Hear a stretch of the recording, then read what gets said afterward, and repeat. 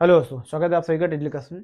आज की इस वीडियो में बात करेंगे क्लास 10 के मैथ के पहले चैप्टर यानी रियल नंबर्स के बारे में। तो इस वीडियो में मैं इस चैप्टर के इंट्रोडक्शन पार्ट को कवर करूंगा और ये चैप्टर कई पार्ट में आपको कवर करूंगा, जिससे आपको इस चैप्टर के सारे टॉपिक्स और सारी एक्सरसाइज डीपली समझ में आ जाए, क्योंकि यहाँ से ही आपकी मैथ की रियल जर्नी स्टार्ट होती है। तो वीडियो को पूरा देखिएगा, स्किप मत करिएगा और अंत तक जरूर देखिएगा। तो बात करते हैं चैप्टर की, लेकिन उससे पहले जरूरी बात, यदि आपने अभी तक चैनल को सब्सक्राइब नहीं किया या फिर चैनल पर नया है तो चैनल को सब्सक्राइब जरूर करिए। करते हैं चैप्टर के सबसे पहले टॉपिक यानी रियल नंबर्स के बारे में।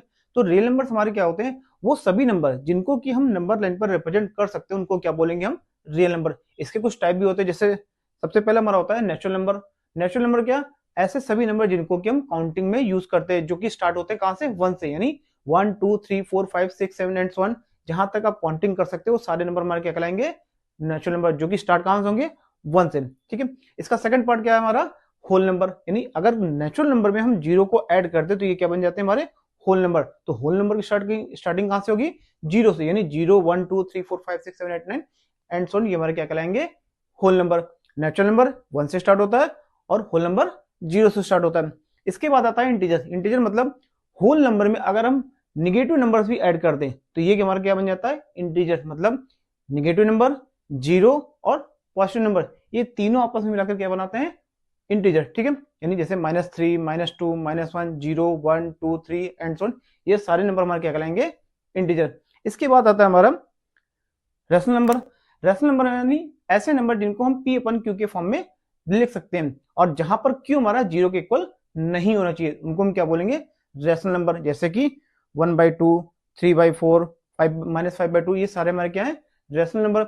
इनका अगर हम डेसिमल फॉर्म निकालें तो डेसिमल फॉर्म इनका क्या आता है? या तो टर्मिनेटिंग होगा, मतलब पॉइंट के बाद वैल्यू हमारी रुक जाएगी, यानी हमारा रिमाइंडर क्या होगा? जीरो आ जाएगा। या फिर हमारी वैल्यू क्या हो जाएगी? पॉइंट के बाद एक सीक्वेंस में चलती चली जाएगी। जैसे अगर हम 1/3 करें तो 1/3 का हमारा डेसिमल फॉर्म क्या हो जाएगा? 0.3333। यहाँ पर देखिए क्या है कि पॉइंट के बाद 3 हमारा क्या हो रहा है? रिपीट होता जा रहा है। तो रेशनल नंबर का जो डेसिमल फॉर्म होगा वो या तो टर्मिनेटिंग होगा या फिर क्या होगा? रिपीटिंग होगा। ठीक है। इसके बाद आता है इर्रेशनल नंबर, यानी ऐसे नंबर जिनको कि हम पी अपन क्यू के फॉर्म में नहीं ले सकते। इनको अगर हम इनका डेसिमल फॉर्म निकालें तो इनका जो डेसिमल फॉर्म होता है वो क्या होता है? नॉन टर्मिनेटिंग और नॉन रिपीटिंग। मतलब पॉइंट के बाद जो वैल्यू होगी वो ना तो रिपीट हो रही होगी एक सीक्वेंस में और ना ही टर्मिनेट हो रही, वो चलती चली जाएगी। जैसे कि √2 की वैल्यू, पाई की वैल्यू, ये हमारे क्या होते हैं? नॉन टर्मिनेटिंग और नॉन रिपीटिंग यानी इर्रेशनल नंबर। अगर रियल नंबर की जनरल डिफरेंस निकालें तो सभी इर्रेशनल और रेशनल नंबर मिलकर के क्या बनाते हैं? Real number. ठीक है। इसकी अगर हम नंबर लाइन कॉन्सेप्ट की बात करें, नंबर लाइन पर हर एक पॉइंट क्या होता है? एक रियल नंबर। अब वो पॉजिटिव हो सकता है, वो निगेटिव हो सकता है, वो फ्रैक्शन में भी हो सकता है, वो डेसिमल फॉर्म में भी हो सकता है। यानी नंबर लाइन पर जो भी पॉइंट हमें नजर आएगा वो क्या होगा? एक रियल नंबर होगा। ठीक है। अब बात करते हैं इस चैप्टर के अगले टॉपिक के बारे में। तो अगला टॉपिक हमारा क्या है? Euclid's division lemma. यानी यहां से इस चैप्टर की एक्चुअल में शुरुआत होती है। ये थ्योरम हमारी क्या कहती है कि अगर किसी नंबर को हम डिवाइड करते हैं तो वहां पर हमें क्वेश्चन और रिमाइंडर मिलता है, जिसको कि a equal to B Q plus R के फॉर्म में हम लिख सकते हैं। तो a equal to B Q plus R क्या हो जाएगा हमारा? Dividend equal to divisor into quotient plus remainder. ठीक। यानी डिविडेंड इक्वल टू क्या हो जाएगा हमारा? Divisor into quotient plus remainder. जब भी हम किसी नंबर को डिवाइड करेंगे तो हमें क्वेश्चन और रिमाइंडर मिलेगा। यही ये थ्योरम हमारे यहाँ पर कहती है। अब इसको डिवाइड करके एग्जांपल के थ्रू भी समझ लेते हैं। तो यहाँ पर देखिए लिखा हुआ है 23 को हम अगर 5 से डिवाइड करें तो हमें क्या क्या मिलता है? तो देखिए 23 को अगर हम 5 से डिवाइड करें तो 5 4 जा 20, यहाँ पर 3 हमारा आ जाएगा। तो इसको अगर हम a equal to B Q plus R, यानी dividend is equal to divisor into quotient plus R के फॉर्म में अगर लिखे तो कैसे लिख सकते हैं? इसको लिख सकते हैं 23 is equal to 5 into 4 plus 3। तो ये हमारा क्या हो जाएगा? a is equal to B Q plus R. यानी अगर हम किसी नंबर को डिवाइड करते हैं तो हमें क्वेश्चन और रिमाइंडर मिलता है। यहाँ पर एक चीज ध्यान दीजिएगा, जो हमारा रिमाइंडर होता है वो या तो जीरो के इक्वल होगा या जीरो से बड़ा होगा, बट वो डिविजर से छोटा होगा। ठीक है। वो क्या होगा? डिविजर से हमेशा छोटा होगा। चलिए बात करते हैं अगले चैप्टर के अगले टॉपिक के बारे में। तो अगला टॉपिक हमारा क्या है? Euclid division algorithm. यानी इस थ्योरम की सहायता से हम कैसे एचसीएफ निकाल सकते हैं, यहाँ पर हम ये जानेंगे। तो यहाँ पर इसको एग्जाम्पल के थ्रू समझेंगे। तो यहाँ पर दिया गया 135 एंड 225, इसका हमें एचसीएफ निकालना है।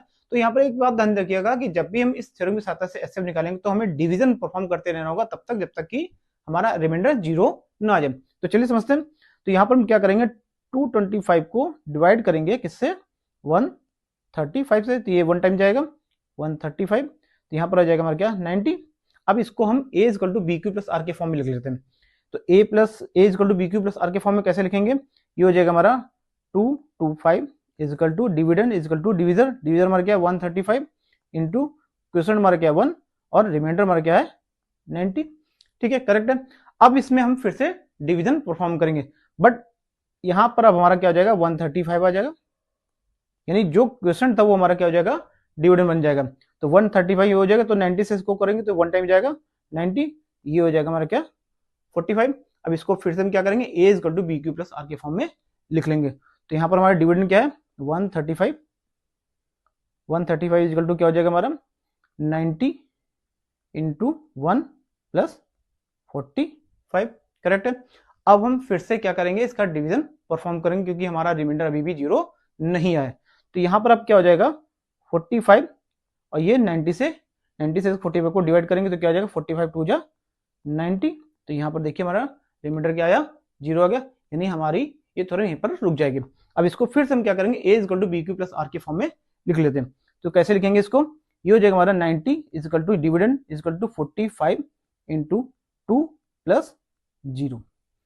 तो देखिए जो लास्ट स्टेप हमारी है, उस लास्ट स्टेप में हमारा रिमाइंडर क्या आ रहा है 0 आ रहा है।